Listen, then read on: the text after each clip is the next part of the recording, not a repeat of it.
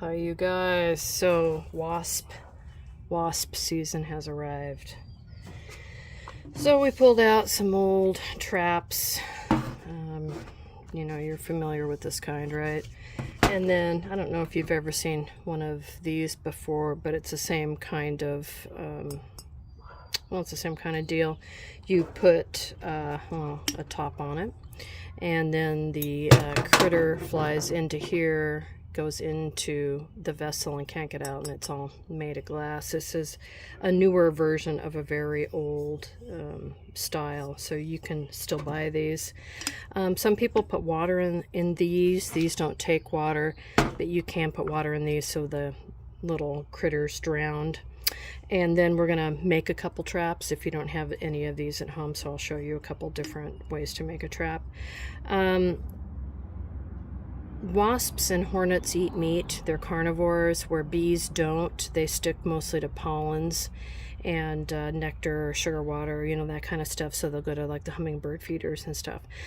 They stay away from meat generally, so this should be pretty safe. But I used some ham in here. I wasn't really thinking about it because it was the only meat I had available. It is a cured meat. It's not rotting, so it's not giving off any kind of putrid smell. And I use that in this as well, and it's not working. It's just not working. I had 2 wasps in here, none in here. Like I said, this is an old used trap, so I need to rebait it. And ta-da, I found some old kippers. I think they're kippers. They might be oysters or something. Expired 2019.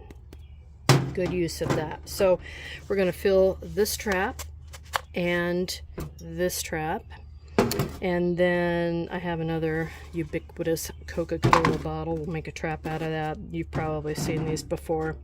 And I have the top of a water, so it's, you know, it's like that. And I cut it down to size. I use the bottom for a bee waterer, and here's the top. And I'm just taking a canning jar and doing that. So I'll put the bait in here.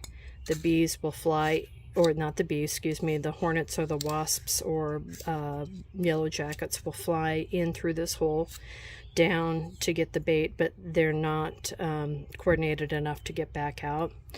And this will be a very, very similar trap where I'll put the top into the bottom of this, and we'll make a trap out of that. So let's get started. All right, so now with our traps made, let's go ahead and start filling these up with kippers, but frankly I don't want to grab it with my hands. Let me find something.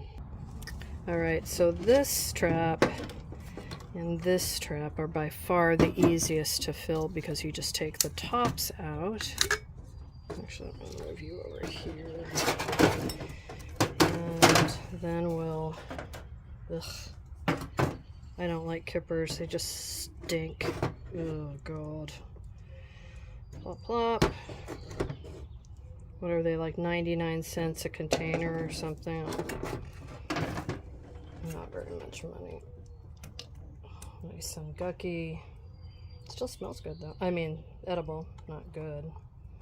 Alright.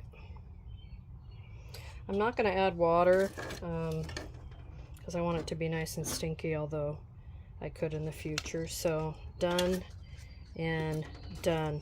Now if I wanted to hang these, I would just put a hole there, and, you know, put a string on it or a wire or something. So I've got those to the side. If you have these traps, the bottom just twists off.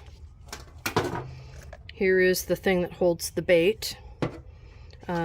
It has the fly up and in tube, and it also pops out if you wanted to mess around with that, but you just put the bait in here. That was cured ham, so I'm going to go ahead and put some of this gross shit in here. Wonderful. Now realistically, this all should have been done before the wasps showed up, right? So because you want to, if you can, possibly catch the queen. If you can't, oh, this actually goes down on that, doesn't it? Anyway, if you can't catch the queen, then that's when you get a whole bunch of little worker bees, worker drones, worker wasps flying around. Ta-da. And now I just need to bring this down, and that way they can fly inside. Okay, now they can fly up and inside and into the trap. Now this one. So I think I can try to drop, I'll try to drop from the top. Anyway, so we should really try to get these out before it's season for the little critters to arrive. That was pretty easy, actually. If this doesn't work, I'm going to try something I'm not a fan of. We just have so many of them out here. I spray them, they still come back. I'm going to try to poison them, but I would prefer to kill them this way just in case. Like if I see a bee in here, I could let it out. So I'm going to give that a try. See, it's all in there like that. Put the top on, and then I'll just hang it somewhere. So I'll let you know how it goes. Alright, so I've got the traps set up, and let's go out and take a look at where I put them, because you want to be thoughtful about where you put them. I'm also taking the rest of this gunk and I'm putting it into a bag that's disposable. This would be a great opportunity to reuse a Ziploc bag. I'm going to leave it out in here in the high tunnel. I'm going to put it inside of a container so it doesn't really attract mice or anything, but I'm just going to continue to let this rot, and hopefully the smell won't escape this bag to draw on anything into here. But when I rebait, then it'll already be rotted and good to go. The way it smells right now, it smells too good. So I'm afraid that it's going to take a few days to rot. And I'm not afraid. It's going to take a few days to rot. So I'm going to take this gross stuff outside and figure out a way to wash it. And let's go check out where we put the traps. I actually just put the stick in a paper towel I used to clean up some of that oil in here. I wonder if this would work as a trap. They fly in there, fly in here. I wonder if they'll be able to get out. They probably will, but I don't know. Interesting experiment, right? Oh, maybe I'll move it to this one. It only has one way in and one way out. Maybe we'll do that. Let's see if that works. Okay, onto the traps. All right, so when you're placing your traps, you're going to attract those little shits, right? So you don't want to attract them to where you are going to be. Or like if you're having a picnic, you don't want to attract them to where you're eating. So you don't want to put a trap near you. You want to put it farther away. So I've got this hanging near this tree. This is where I work in the garden. Hopefully they'll just fly right up in there and get stuck.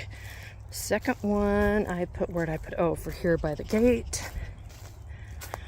Got it just sitting here on this pot, and hopefully they'll just fly in there and get stuck. And then the other ones I have on the other side of the house, because they tend to congregate here and one place on the other side. All right, walking over toward the back side of the house here. They tend to congregate over by that side of the house and in that open area.